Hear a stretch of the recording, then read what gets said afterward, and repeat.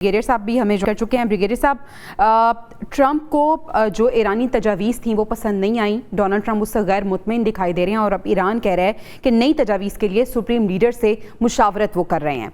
दूसरी तरफ sir, Donald Trump जो हैं वो ये कह रहे हैं कि ईरान ने खुद बताया कि वो अमरीकी नाकाबंदी के बाइस अंदरूनी तौर पर जवाल पजीर है। और सर साथ ही साथ अमरीकी जरीदा ये दावा कर रहा है कि ट्रंप से ईरान जंग की हकीकत छुपाई जा रही है। सर, ये क्या सिग्नल्स दोनों की तरफ से दिखाई दे रहे हैं, दोनों फरीकैन की तरफ से? क्या कंफ्यूजन इस वक्त ईरान और अमेरिका के दरमियान चल रहा है, या दोनों बहुत क्लियर हैं अपने अपने स्टैंड पे और ये टैक्टिक्स का इस्तेमाल किया जा रहा है? लेकिन एक बात तो मैं क्लैरिटी से बता दूं आपको, और इसको ध्यान में रख लीजिएगा जी कि जो सिचुएशन जिस तरह डेवलप हुई है जी वो इसी तरह चलेगी। यही जंगबंदी जो है 2 दिन 4 दिन 8 दिन 10 दिन एक्सटेंड होती रहेगी। अच्छा। इसका एक मकसद है, इस स्टेज में इसको स्ट्रेटेजिक एम्बिग्यूटी जो इस वक्त आपको नजर आ रही है टॉप लेवल पे, उसका एक मकसद है इस वक्त के टाइम में। मकसद ये है कि आपने देखा कि जब पहले जंगबंदी हुई थी, जब भी इजराइल जो है वो उसने एरियल ऑफेंसिव जो था वो लेबनान में रोक दिया था, लेकिन उसके बाद फिर उसने उसको ग्राउंड इन्वेजन जो है उसका वो जारी था।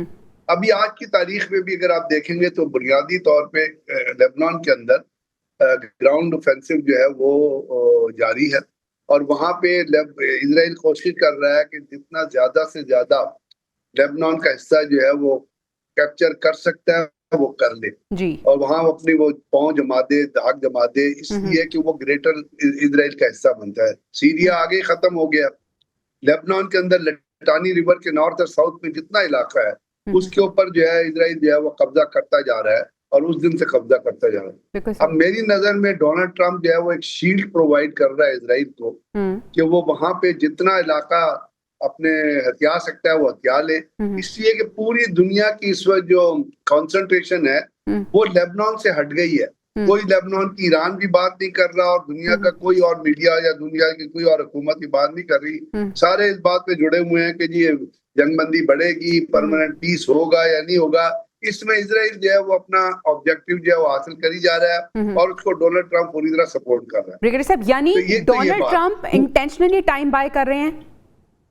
जी हाँ, इंटेंशनली टाइम को जाया कर रहा है। सही। इसलिए इस टाइम से ये नहीं समझिएगा कि वो अपनी कोई फोर्सेस को रीग्रुप कर रहा है या वहाँ कोई डिफेंस प्रोडक्शन ज्यादा हो रही है। उनके टॉमाहॉक मिसाइल जो है वो एक लिमिट से आगे जा ही नहीं सकते कि जितनी उनकी डिफेंस की मिसाइल सिस्टम है उसके अंदर इस्तेमाल होता है एक मटेरियल, एक धातु सिस्टम, एक वो मिनरल होता है जो कहते हैं टंगस्टन, और 82% टंगस्टन जो है वो चाइना में पैदा होता है, और चाइना ने पाबंदी लगाई हुई है अमेरिका के ऊपर ये मिनरल्स एक्सपोर्ट करने की। वो बुनियादी तौर पे इजराइल को शील्ड कर रहा है कि इजराइल जितना इलाका अभी देखे ना, लेबनान का जो कोई 10% इलाका तो इजराइल अभी तक होल्ड कर रहा है, 5 से 10% के दरमियान।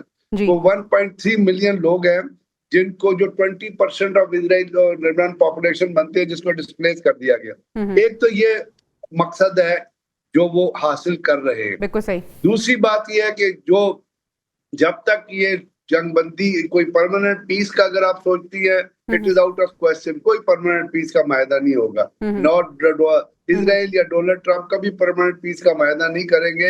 अभी आपने यूएई का बिहेवियर देख लिया, जो इजराइल की गोद में जाके बैठा हुआ है कि वो ओपेक से और ओपेक प्लस से निकल गया और एक इजराइल की प्रॉक्सी स्टेट के तौर पे वहां मौजूद है। उसके साथ साथ अभी जब आप बात कर रहे हैं ईरान की, तो ईरान ने अपनी जो शर्तें दी थी वो बुनियादी तौर पे स्टेट ऑफ हॉर्मुज़ के खोलने से ताल्लुक रखती थी, और उन्होंने कहा था सेकंड फेज में हम एनरिच्ड यूरेनियम की और जो अपना यूरेनियम के बाकी चीजें उसकी बातचीत कर सकते। तो उसको आपने देखा, उसको ईरान ने, अमेरिका ने या मार्को रूबियो ने कल कह दिया कि नहीं जी हम तो एनरिच्ड यूरेनियम पे बात करना चाहते हैं, हमको ये शराइत कबूल नहीं।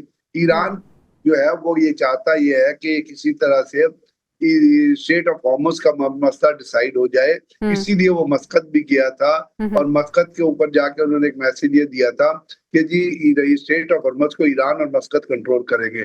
मस्कत के अंदर उनकी इस बात पे एग्रीमेंट नहीं हुआ कि आप टॉल लगाएं, क्योंकि बुनियादी तौर पर आपको पता है स्टेट जितनी होती है वो इंटरनेशनल वाटर्स होती है और उसमें फ्री पैसेज की इजाजत होती है।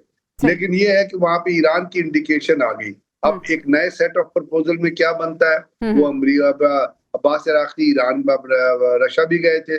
क्या वो इस बात के लिए गए थे कि जो एनरिच्ड यूरेनियम उनके पास है वो अगर वो कहे एक प्रपोजल दे कि रशिया के हवाले कर दे, तो क्या रशियन इस पर राजी होंगे या नहीं राजी होंगे?